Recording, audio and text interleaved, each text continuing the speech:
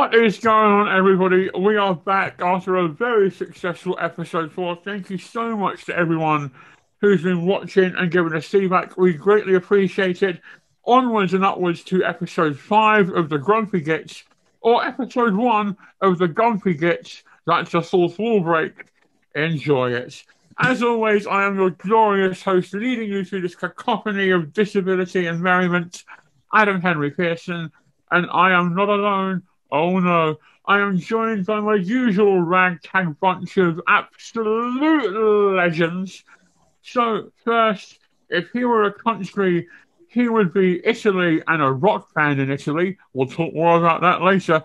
Simon Sansome, how the Charles Dickens are you? I'm very well, thank you, but I just want to point out I don't do cocaine. and I'd like to point out I don't...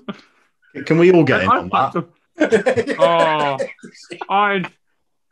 Oh, Jesus Christ. 45 seconds, we've already been demonetized, Simon. Great job.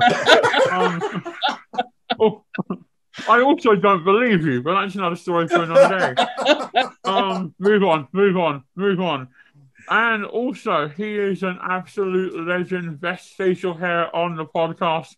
Duncan, please say something so we can move the hell on. Good morning, everyone. And I hope you're well this week. I don't know how to move on from that. And finally, I feel like I shortchanged him with his intro last week. So, here goes nothing. Ladies and gentlemen, boys and girls, children of all ages, the Grumpy Gits proudly brings to you the greatest editor in the world! How you doing, Chris?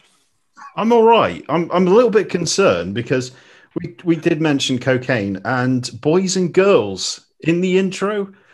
I'm not sure it fits in with our demographic, but I loved that intro, mate. It was so much better than last week, and I feel good for it. Thank you very much. Now you've set a precedent. He's going to expect this every episode. I will. I'm going to have to raise the bar. I'll shot myself in the foot here. Where am I going to get pyro from? So, gentlemen, we have our first reoccurring segment that we discussed renaming for politically correct reasons, but we're not, because screw the snowflakes. Chris, what are our stupid questions this week? It's my face on that as well. I mean, this is like, politically correct. Screw the snowflakes. Here's Chris. I got call a snowflake this week. Okay, let's move on to the first one, and it's something that's I think we've kind of all asked the question with our 5th episode. What would be top of your realistic targets as a sponsor for this show? Ooh. Viagra. I was going to say. I'm looking at you. Are you leading me down the blue chew rabbit hole? Are you just going to try and make me do the thing that we said we'd never discuss again? I've heard, I think, 4 proposals, and they should have you as a spokesperson with what you said about Blue Chew. But no, who would you want as a realistic target? I'm not talking about turning around and saying, oh, I want Apple. No, I'm talking about realistic. The problem is, Viagra would be cool, but the problem is my neck gets really stiff. God. That's why this one's chewable. No more choking on Viagra. No more choking in the bedroom. Okay, let's start with Simon. Simon. Okay. Well, first of all, because I'm paralysed from the waist down, Viagra will not get me stiff. Just so you know, it has no impact on me whatsoever. I've tried it. I've been there. I've swallowed 100 of them. It does not work. We could make you like a splint. Or like get some cement, right? Because I tell you who I'd love to do it, because there's lots of like things like that. I found the greatest Facebook page in the world the other day. So as you know, I've been working on Sunhill, the new spin-off show from the Bill, and I found the Graham Cole Appreciation Society on Facebook. They've got over 1,000 members. Graham Cole obviously paid PC Tony Stamp, and he's involved with the show at the moment. And he's a fantastic chap, really nice chap. We speak on a weekly basis. And I've got to say that the Graham Cole Appreciation Society are amazing. Okay, so the Graham Cole Appreciation Society. Okay, that's realistic. I'm not going to take that away from you. Definitely. Let's go with Duncan. Duncan, who would you realistically like to sponsor the show? You know what? We talked about it on the last episode, and we've had stuff in between. And I do think Colgate would be a really good group to business to get on board. They are taking an interest in sensory needs and disability and trying to fashion their products to do the same. In fact, I bought the augmented reality toothbrushes they do, and me and my daughter and my son actually on this one did a review on my channel of them. They're great. They actually, my son actually remembers to do his teeth now and asks, "Oh, can I grab my tablet? Can I go and do it?" They're brilliant. I think they've got that intention in there. They have, the whole Colgate Ability Network in there. I think they'd be a great room to. You think they fall under realistic? Do you think they would? So let's add a little spin to these stupid questions. This is a secret mission because whoever you say, you have to approach after. What's yours, Adam? Well, I have thought about this long and hard in the past 5 minutes, and I have decided I would like Quirky as my realistic sponsor for the podcast, because Quirky are where I get all my amazing t-shirts from. For example, today, the cute, cutenesses. For a serious sponsor, I think we should get Lego. So here's my little logo, which I did. He's got the little knob thing in his hand too. That's wicked as well. Yeah, extremely fragile. He does fall apart quite easily. So I'm going to put him down. Okay, let's move on to the second stupid question. What's the dumbest thing someone has argued with you about? That could be online or face to face. Oh, there's so many. Okay, let me think about this. I can tell you the best argument I ever won. No, it's got to be the most stupid. I had one, and it was actually on LinkedIn of all places. And there was a gent that was trying to convince me that gigantic humans existed, that there were 40-meter tall humans that roamed the earth, and showed me a bunch of pictures with these giant skeletons. Of course, it was a stupid argument, a silly argument that he was never going to win. Who's next? One I had in America is they didn't believe me that we drove on the left-hand side of the road. Wow. Yeah. They thought, how could that work?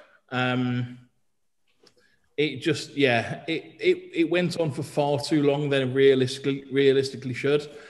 Even when I showed him pictures and videos of the motorway on the M1, he still didn't believe me. He said I had it in reverse. Can I ask a question with that, though? How did this argument come about? Because I'm wondering whether you were on the left-hand side of the road over there and you'd crashed into him. And then you were trying to explain to him, look, in my country, we drive on the left. No, we were in a bar in New York, and we were talking about how things are different in America to the eye, like nappies and diapers and sellotape and sticky tape and things like that. And he just came up and he didn't believe me. And he left not believing me, which was really strange. Let's hope he doesn't come over here and drive then. Yeah, absolutely. Dangerous man. But that's how some Americans think. They are so that the America is everything and all, that they don't think anything outside the other, there's 204 countries in the world, and America's just one of them. And people think that nothing exists outside America. Hello to all our American listeners. By the way. Okay, let's move on. Let's go with Adam. What's the dumbest thing someone has argued with you about? You must have some great ones. I don't argue that much, gentlemen. As a plastic man with no opinions that could be deemed controversial. What was it? I think after my documentary about freak shows came out, I got people just like saying, "Oh my word, you've endorsed bullying," and what I'm like, it's a program hosted by me about freak shows. We called it Adam Pearson. It's literally the John Ronstill of documentary titles, and I don't know what you want from me. So people have a go at me about that. Then they did some research. Like, oh my word, he also cast the Undateables, a program that says disabled people are undateable. We film them dating. Like, if that's what we're doing it terribly. Like, oh my word. Oh, I don't like that program. You're right, you watch it. Like, John doesn't like it. You know every intimate detail and about it. And maybe just throwing this out there, if you spent less time bitching and more time not bitching, you might not be actually on date with Jesus. Oh, I feel like I've opened those, a can of worms here. Really have it. this is like therapy at this point. Yeah, welcome to therapy. And then also, and I have it all the time because clearly, current company excluded. My friends are idiots. Are Jaffa cakes or biscuits? Like, it's been to court. We don't need to debate this. It's not the cakes. It's there. It's in the statute. Why are we having this conversation? Not wasting my time and buying me a drink.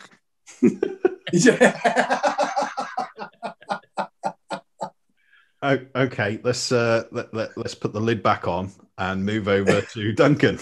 Duncan.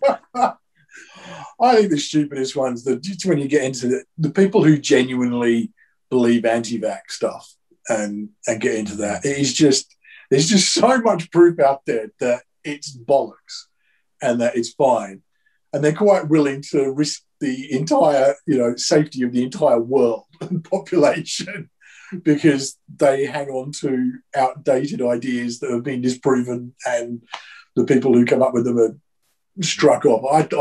That really bugs me. The last couple that I've seen, the first one, which was disproven, was a drive-in vaccination centre. And basically the nurse or the doctor comes along and injects and then sort of snaps away. So the anti-vaxxers go, what happened to the needle? What happened to the needle? And then the doctor jumps on and goes, well, this is the needle they used. And it's retractable. So as soon as it's done, it retracts back in. So it reduces the danger, of obviously hitting the injection itself. The second one was magnets on the arm, which infuriates me because they get a magnet, they stick it on their arm and say, I've just had the vaccination. What's in this? Sticky tape. Or the fact that you've got slightly sweaty skin that you just put it on the top of your arm. They are attention seekers. That is the end all. They used to think the earth was flat. They believe there's lizard people. And now they've moved over to anti-vax because it gets them the most attention. Let's move on before I blow my top. That's another show. Right. So third stupid question. What's the saddest scene in a movie or TV series that you've seen? Figure this right down. Yeah. Come on, I want to see some tears. Right. Now, honestly, I sobbed for half an hour. I was a grown man with tissues with my wife, sitting there absolutely sobbing my socks off uncontrollably. It was the film, it's The Bloody Notebook. Not The Bloody Notebook. It's got it. No, I was taking mine out. The horror version of The Notebook. It's horrible. It's the sequel to Pride and Prejudice and Zombies. Yeah, absolutely agree. Yeah, absolutely. It's that scene at the end where you got James Gardner and the other woman who I can't remember her name. She's got dementia, and she comes back for 20 minutes, every day after he's read the whole story, and she comes back, and then she forgets again. Yeah, and she's got to be sedated. And it had me in floods of tears. And then, obviously, I won't spoil the end because, I won't. But, it just had me sobbing. Like, I've never really cried at a film like I did with The Notebook. The acting was phenomenal. I'm not talking the younger were all right, but those two actors portraying the older, unbelievable. And yeah, I'm a 38-year-old grown man. I was sobbing In fact, I've never watched it twice because I'm afraid of that scene. Adam, what is the saddest scene you've seen in a movie or TV series? Well, first and foremost, for those of you that had the notebook on your Grumpy Gits bingo cards, and no, me either, but you can tick it off. Amazing. For me, and I don't know if any of you have seen it, but there's this opening montage at the start of Disney's Up that's just so weird. Yes. Disney films. What is it that every Disney film has the single most depressing scene in history, and they seem to try and up it with each one, no pun intended. But it's just ridiculous. Well, no, Up really, really got me. Like, Yeah. I can no sell the Mufasa death scene in The Lion King, whereas Disney's Up, just the kind of how they met and then growing up and getting married, and then it just takes a turn, and you're like, oh my word, I'm only and it's only like 10 minutes into the film. It is a heart wrencher, that one. Duncan? I've got to, for me, Up was a big letdown after that 10 minutes. See what I did there? Oh God. Although we should give him credit. I mean, Duncan, you made just about a joke, and we kind of praised yours. So I think we kind of picked on Simon with it. Duncan, what's your answer with this one? I would have to say, I think The Lion King. The Lion King. When Mufasa dies. And I can't watch that scene. I really can't. I don't know what. I'm a grown-ass man who just can't watch that scene. It's just too heart-wrenching. I am going to add one more to this list because it did get me at the cinema, and I think I was about 15 at the time, and that was Star Trek VI: The Undiscovered Country, because I'm a huge Star Trek fan, and we knew that it was the original cast's final film. And what it is, they sign off at the end, they do their signatures on screen. And when it was coming up, I was like, oh my God, it's the last time we're ever going to see them. And then I started crying in the cinema. I shouldn't laugh, sorry. That's a great Star Trek fan. That is all weird. Oh, well, since we're all having two, I took my best friend Roxy to go and see Toy Story 3. And I'd already seen it, so I sort of knew what was coming. She had no idea. And there's that moment where Lotso and Big Baby have their face off. And where Lotso's like, she hated you, Big Baby. And we're just like, no, she just lost you. That's all it is. And she's just losing her mind. I'm like, oh my word. She's going to have a full-blown panic attack in the cinema. And that was the stupid question segment that will be back. I'm not changing the name. Stop tweeting me.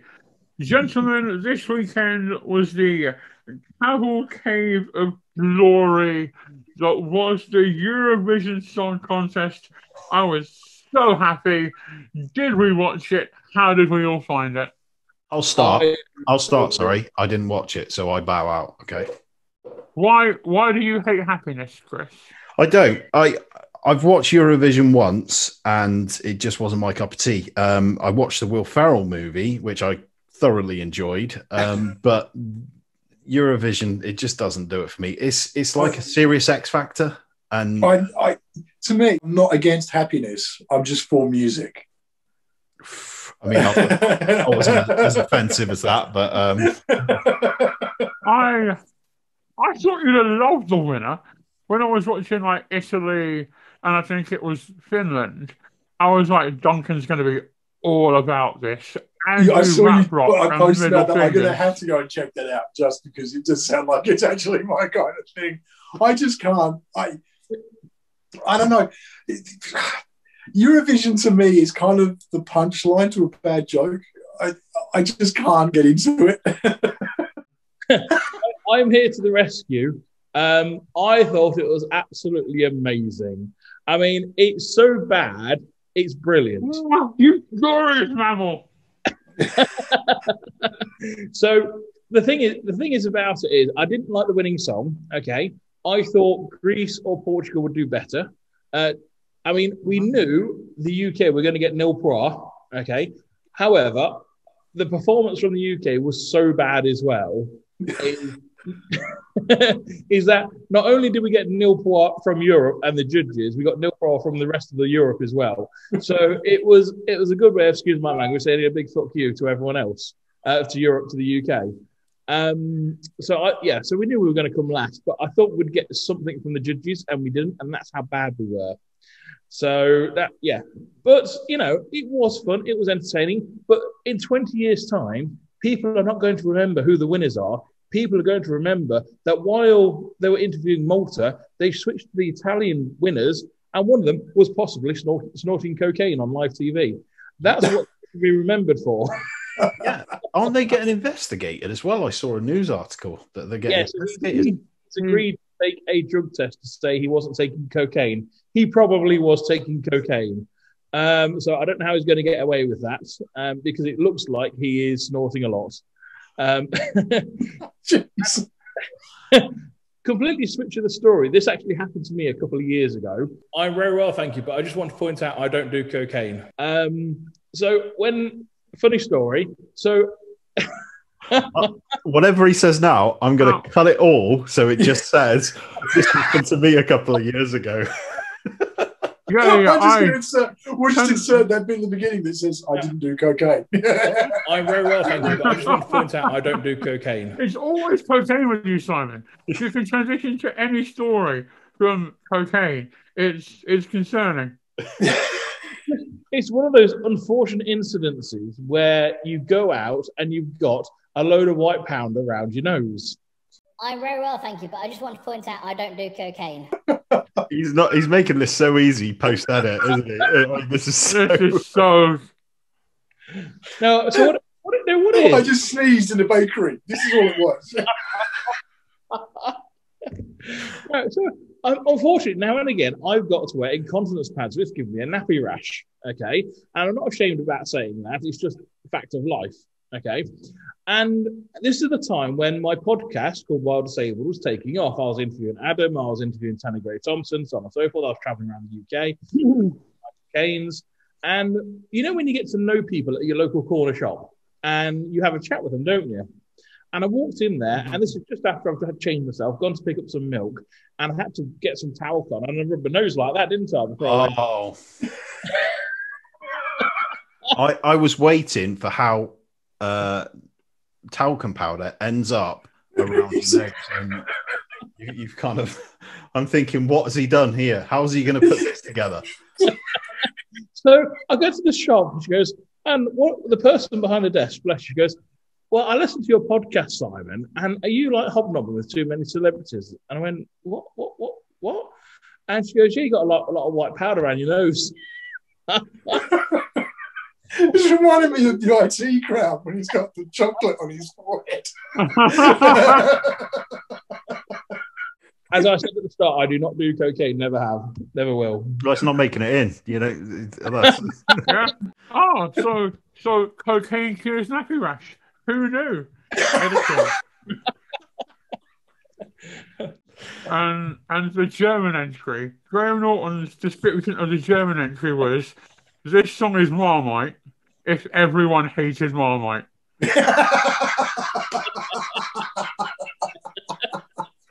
And he's still got more points than us.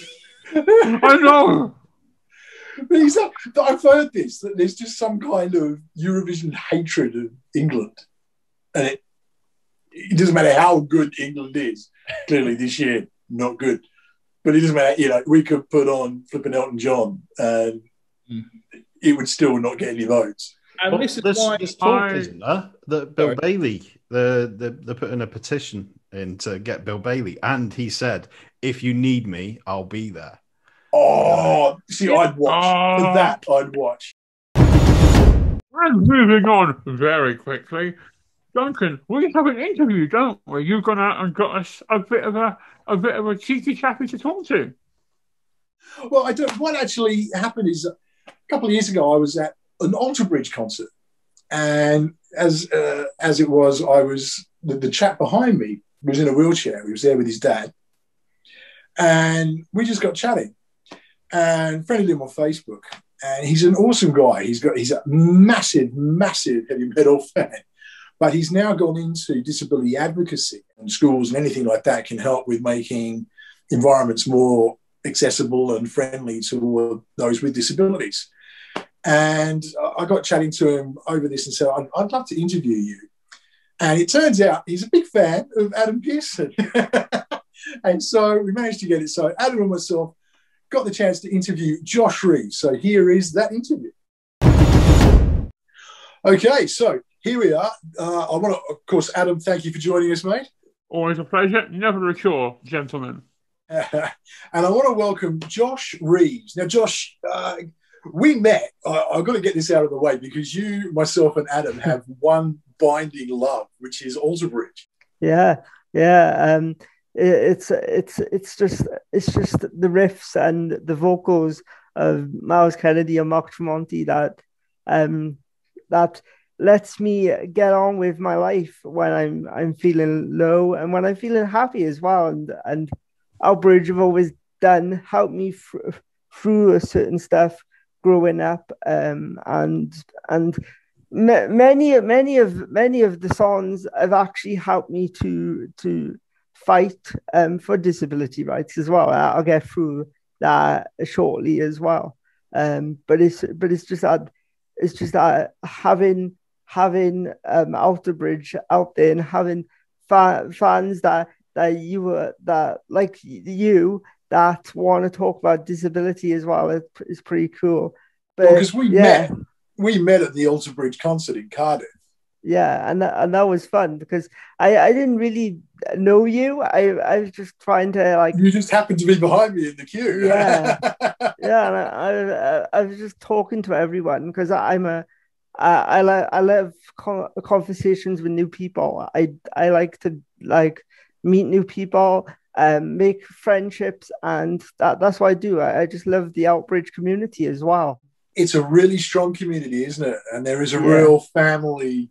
I know that's often touted, sort of, we were like that, but genuinely with Alter Bridge, Tremonti, Miles Kennedy, / all that whole conglomeration of fans, there's this huge sort of sense of family associated with it. I think it's incredible.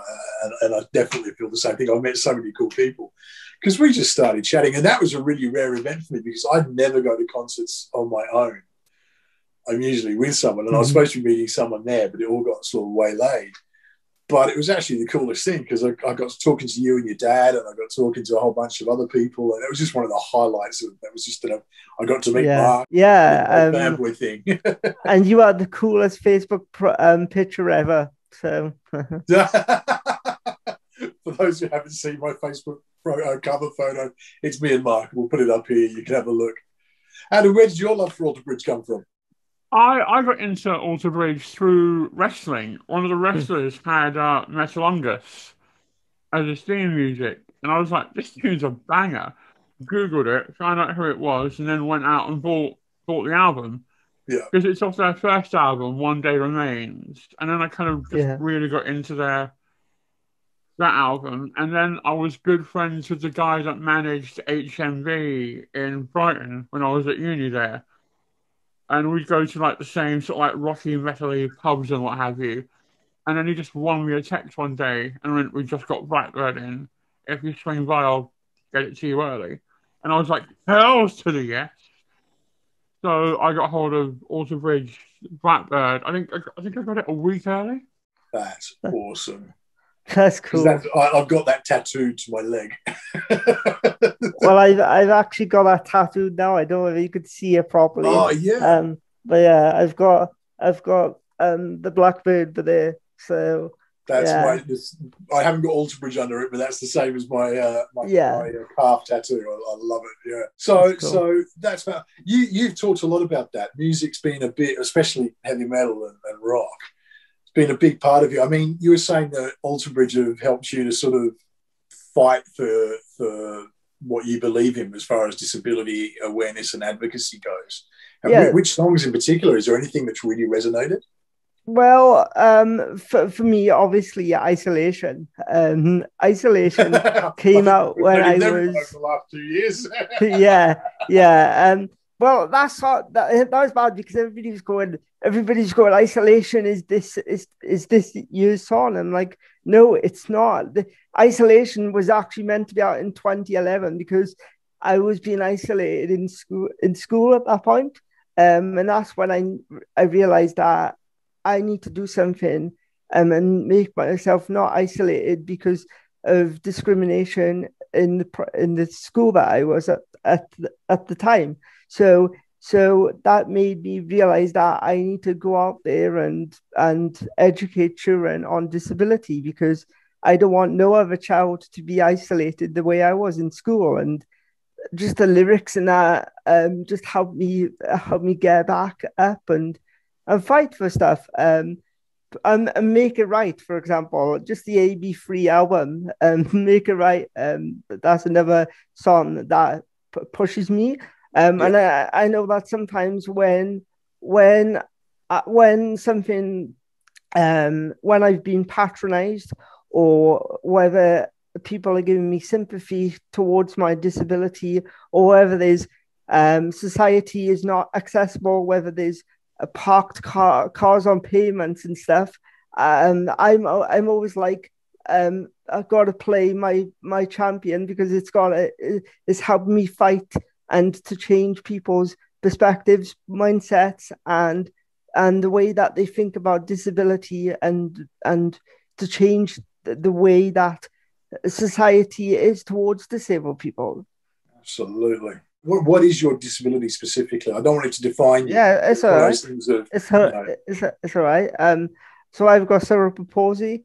So obviously when I was born, I didn't know I had cerebral palsy until I stood up and I kept on collapsing down. So my mum knew that it was something wrong.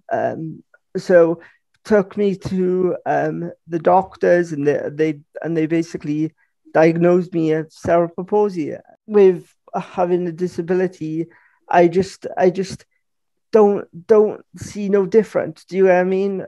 With disabled people that might have had an injury or become disabled midway through life, and they might see their world different to mine. But I just look at myself in the mirror and I just see a guy just sitting on his ass and changing the world. I don't see myself as a disabled person. I don't like to be called disabled. I just don't like labels. I just think that I guess that's the reason for, I mean, you've really moved into disability advocacy, and your Facebook page is called Don't Call Me Special. Is that feeding into that? Is that inspired by that? Yeah, so Don't Call Me Special. So when I was in school, this is a lot about the school I was in, and that's what made me into a campaigner. But then there's other stories that led me into educating children as well. So what happened in school is that I was being called a special all the time. You have to go to he's got special needs. It's okay if we haven't got a hoist here for him or a lift and stuff. He's got special needs. He could just go down to the library and do work. So I dropped my GCSE history because they wouldn't fix the lift for me because there was only like several wheelchair users. I just feel like if it made them think like if it's a waste of money, it just took a long time to get fixed. And I was just nagging to them saying, look, I'm a student at your school. I'm exactly the same as everyone else. And I wanted to be a history tour guide, but now I'm a disability rights campaigner. So it's some of it. I'm glad that they did what they did because I wouldn't be here today doing what I do. And obviously going into schools and teaching children about these things, about making sure that every child is actually sitting at the front of the class and the teachers listening to them and they are actually studying. Because I just feel like most of the time as well with disabled people in mainstream schools is that they are getting their one-to-one to teach that student when it should be the tutor or the teacher. not the one-to-one teaching. It's basic human rights, isn't it? I've always found, and it was just touched upon, that disability is the one area of equality that costs time and money to get right or to fix. Like with the lift, for example. And we can all pretend that we are not racist, not sexist, not homophobic. That's like a sensible email Friday night saying, "Hey, we've got a new person starting. They won't be black." If we could dial back on the racism, that would be fantastic. But to fix a lift, you've got to fix a lift. You can't have a chat with the lift on Friday and be like, "If you could work on Monday, that'd be swell." You've got to put your money where your mouth is. Which is why I think there's so much resistance to it. But that also slightly befuddles me because, and again, this has been touched upon, there's not this mutual exclusivity to disability.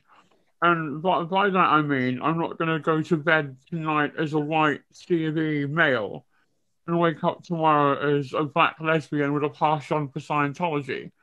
Whereas disability can happen to anyone at any time. My friend Lee Ridley, Lost Voice Guy, says that there are two types of people: disabled people and people that will be disabled. And so I think if we can cover it from a much more empathetic approach rather than words, labels, and condescension, I think that's a real good start, particularly in mainstream education. Josh, what is it that you're specifically moving into, I guess, educating people about disability and promoting that understanding? For you, what is it that you're doing at the moment that's pushing that? What have you chosen to do? So when I teach children and adults, I teach college students as well, and I do teacher training as well, which I've done at many colleges. I've also been to Antigua, which I want to get into that as well. But from answering your question, there is that I teach about the social model and medical model of disability, letting them know that obviously society could be the barrier, and then obviously the medical model is just that understanding that doctors and nurses use the medical model, but I prefer the social model because I see that society is making me disabled due to that it's not accessible for my disability and not for me as an individual to access my community to go out and do whatever I want. I've got to make sure I've got a hoist to get me out of bed. If there's no hoist, then I am disabled because I can't move out of bed. That's what disabled is. Disabled means that you can't move.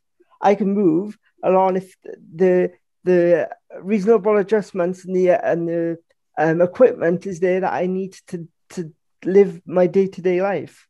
How can people get in touch with you if they're interested in getting you into their school or college or whatever? How can they reach out to you, mate? So they can reach out to me by going on my Facebook page. So that's www.facebook.com/Don't Call Me Special. Or they will put a link in the description. So if you go and look in the description for this video, you'll see it in there on YouTube and on everything. So yeah. And they could also reach out to me on Twitter, which is DCMS campaign, or you can email me on reevesjosh66@gmail.com. And I'm also a YouTuber, so I'm going to plug in there as well. So obviously I'm Joshua Reeves on YouTube, and I do videos on disability-related topics. So I've done one on hate crime, 2 on COVID, and 1 on patronizing disabled people and why it needs to stop. So you could check out them. They knew I have got some old stuff on there, talking about how I went to Antigua, and how I've been working with the BBC Sesh, doing some videos on there as well. But yeah, if you are interested, please get in touch. Tell me about Antigua, because I've never been, and I'm thinking about it.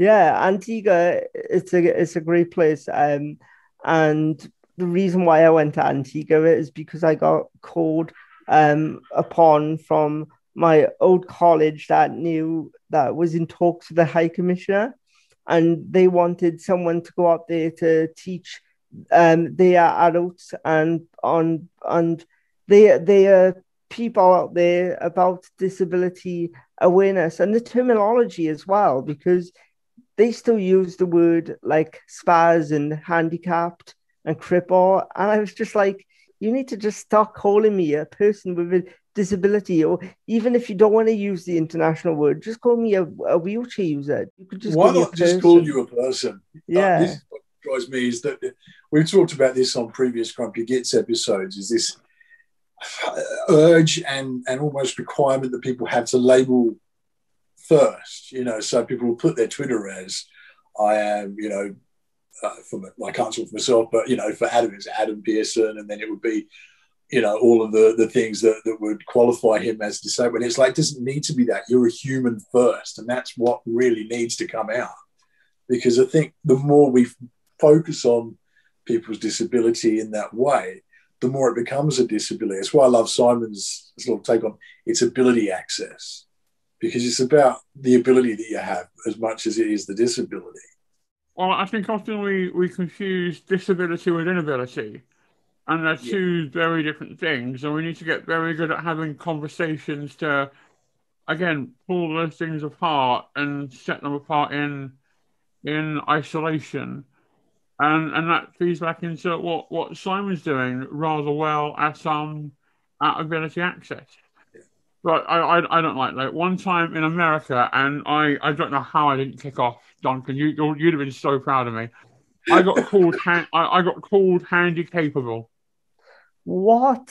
And then sort of like my inner sassy woman came out, and I was like, oh no, you didn't. But I bit my tongue. I said thank you. And we all moved on. I didn't tip, that's for damn sure. So what happened at Antigua, Josh? A funny story. So the reason I want to mention this is because I want your review on it, Adam. Because it was just the way I said it back as well. So in Antigua they've got like one place, one care home, I should say, for disabled people, where all the disabled people are kept there in that one particular area. Now, a lot of family people in Antigua don't know how to handle disability. So I had someone come up to me and said to me, if my son or daughter was disabled, I think that I would play with witchcraft or I've done something about like with the devil. So I said she said, did your mother play with a Ouija board?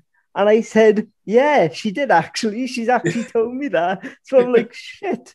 Because that's what they think. But obviously, I don't believe that at all. Adam and Simon are actually going to be doing a series on the History Channel about this. So yeah, we're doing the hidden history of disability and looking into things like kind of superstition and old wives' tales. I pitched a documentary years ago. Okay. We're still pitching it, looking specifically at religious attitudes towards disability, both doctrinally and socially. And I reckon our working title might have been a bit too strong in retrospect. Shut yourself in, Duncan. We called it "Which God Hates Me Most," and a lot of commissioners were fascinated yet terrified of the title. That's brilliant. That's brilliant. Answer: Scientology. I definitely gonna watch that. Yeah, you should definitely let me know when if that does come into production, because I would really love to see that Title, go ahead. Can you imagine the complaints? Like I'm not already unpopular on Twitter. Yeah, You you could just see be, Ofcom just hiring a whole load of new people just to cope. you would just be the next Piers Morgan. He tweeted me happy birthday this year, which was great. Josh, it has been an absolute pleasure talking to you, mate. And I think just awesome stuff. And I love, and it was the first thing, when I got to meet you the first time, it was just a very natural conversation. And I love that it really highlighted the fact that you're Josh. And that's what people should take forward. And I love what you're doing. We'll put all the links to Josh's stuff in the description. So his Facebook, his Twitter, his YouTube. Thank you. And if we've learned anything from this interview, it's the answer to most problems in life is Alter Bridge. There we go. Transitioning nicely into the world of companies and accessibility. Simon Sansome, I think you'll agree with me that the one downside to wheelchairs is they can't fly.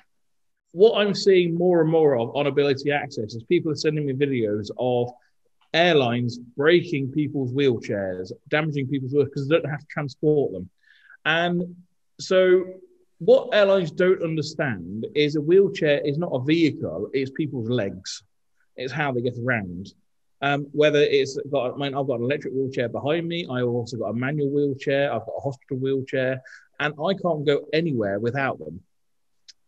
And it's just that they just keep on ignoring the issue and treat them as luggage rather than a medical necessity. So if, for example, I go to the airport, I've got to take my catheters, my CPAP machine, lots of medication, and they put a whole sticker on it in the suitcase, and it's a bright orange sticker that says, medical equipment, please be careful. Okay? It says handle with care. When I put in my scooter or my wheelchair or whatever I'm traveling on that day, what I need to travel in, okay, they just take it off me, transfer me to the chair and throw it in a hold. Okay.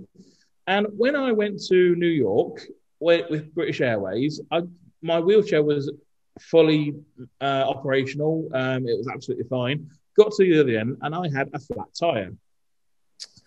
When they passed it back to me. And this is outside this is directly out when I when I rolled off the plane to, the little walkway that you go on between So they delivered my scooter back to me and it had a flat tire. Now, this meant that it wouldn't move. So I was completely stranded. And rather than them trying to assist me, all they wanted to do is get me out of the airport and get me to my hotel. Well, that wasn't helpful because I needed my scooter repairing the flat tire. So they didn't take any responsibility for it. What they did instead is when they dropped us off at the hotel, which I had to get a taxi for, they didn't help us to the taxi. They just helped us out of the airport and basically left me and my wife there with the luggage and a broken scooter. We got to the hotel. Luckily, the hotel had what they call a manual evac. So they had to go and get the manual evac to get me into the hotel. But that means I couldn't get around the hotel at all. So we lost 2 days trying to hire a scooter to be delivered to a hotel room in New York. And it was just one of those things where, if the hotel were really good because they said, if you wanted to come down to the restaurant, we'll get security to come and get you an evac chair to bring you down to the restaurant. Well, it means I still can't go out in New York for 2 days because we had to find a hire company to deliver a new scooter to us. Then we had to also try and organise repair of my other scooter as well while on holiday in New York and while we're there for business. And it was just absolutely obscene. And there was no support for us at all. There was no backup solution. Now, when I complained to British Airways, they did pay the extra money it cost us, because it cost us £500 because we were there for 10 days doing some work of holiday.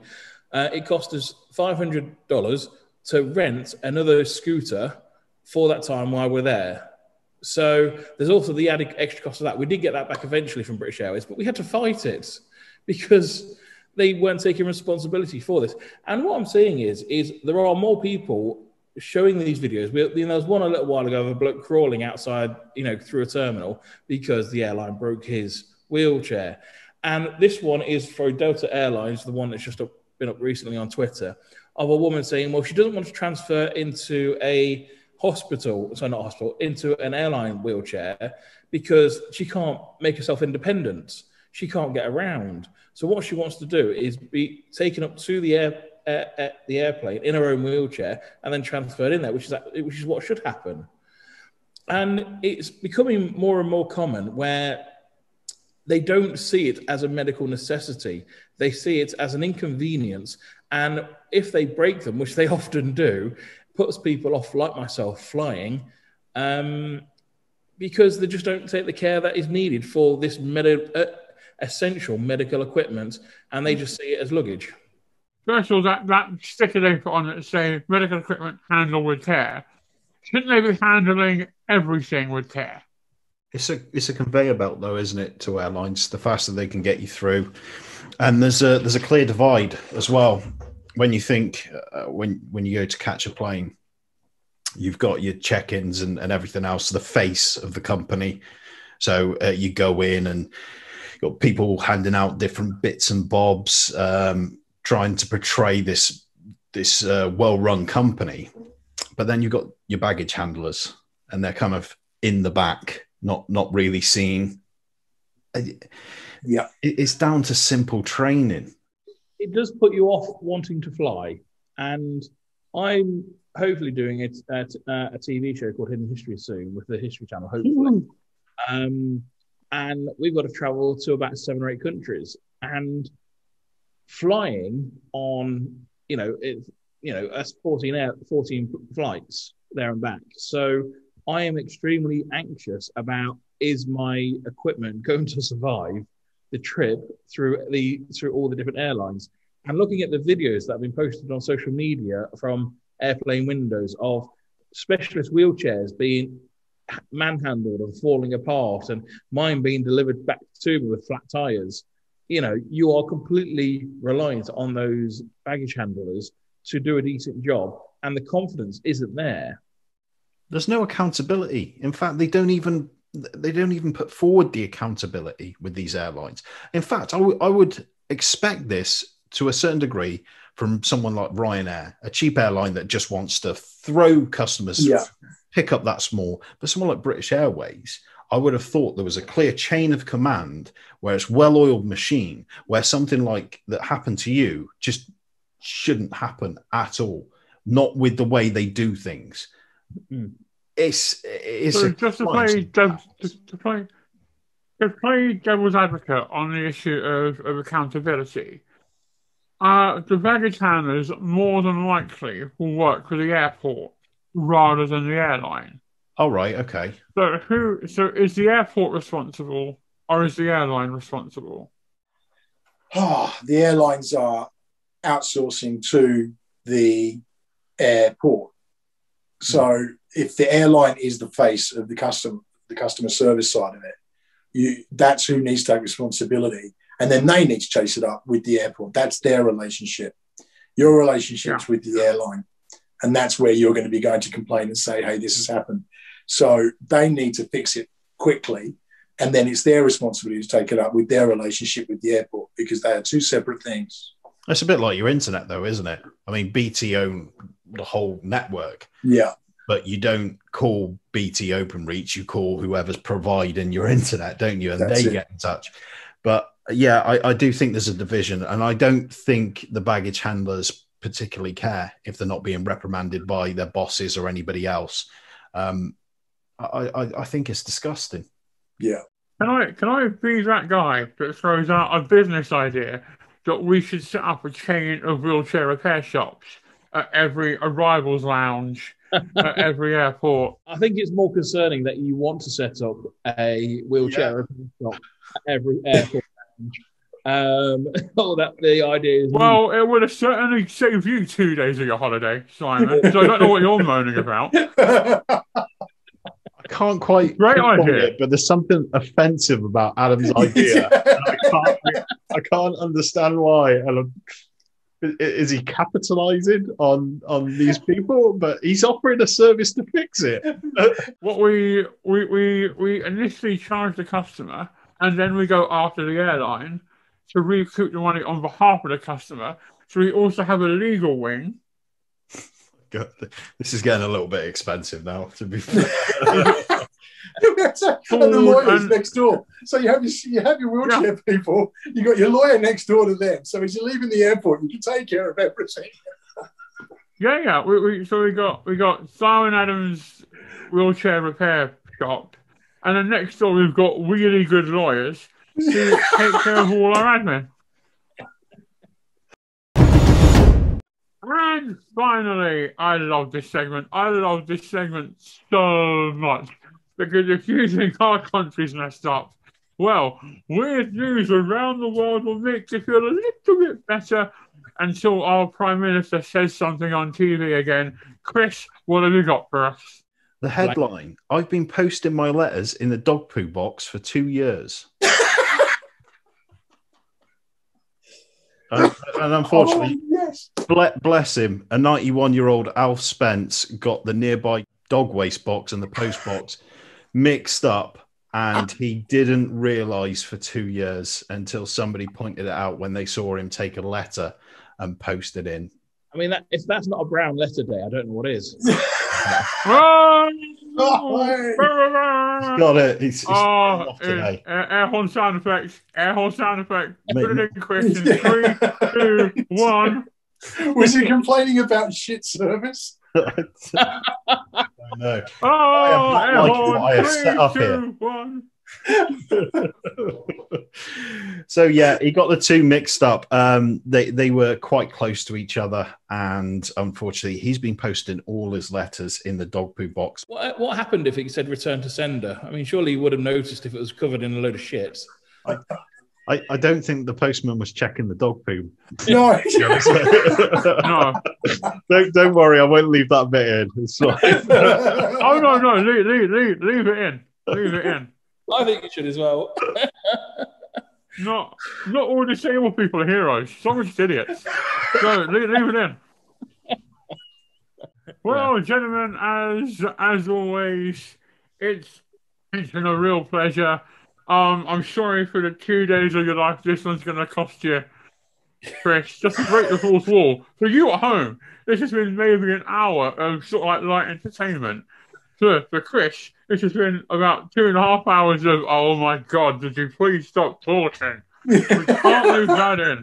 But it's always a real pleasure to come and hang out with you guys. And I'm glad we're doing this and that we're finding our feet and all getting to know each other a little bit better. And I now consider the three of you very, very good friends of mine. So always a pleasure. Episode 5, all in the can. If, however, in the gap between episode 5 and episode 6, people want to talk to you and find out what the happenstancery of your lives are, where can they find you, Mr. Duncan? At PDA Dad UK. PDA Dad UK. That is my Twitter handle. And Chris, where can people find your good self? I don't want to give mine out. I'm antisocial. I'm a hermit. I don't want to meet people. This is the most I speak to people a week. But if I'm pushed, actually, I haven't been on Twitter quite a lot. The Real Grump Dad. And last, but by no means least, but it's going to take the longest, that's for damn sure. Simon, where can people find you? Everywhere. Ability Access, hashtag at Ability Access 1 on Twitter, at Simon Sansome, and Ability Access on Facebook. Amazing. And you can find me at Adam_Pearson. Huge success yesterday. We got all the way to 20k. Thank you to everyone who's been listening and following the Grumpy Gits journey. We love you. We appreciate you. And we'll see you all next time.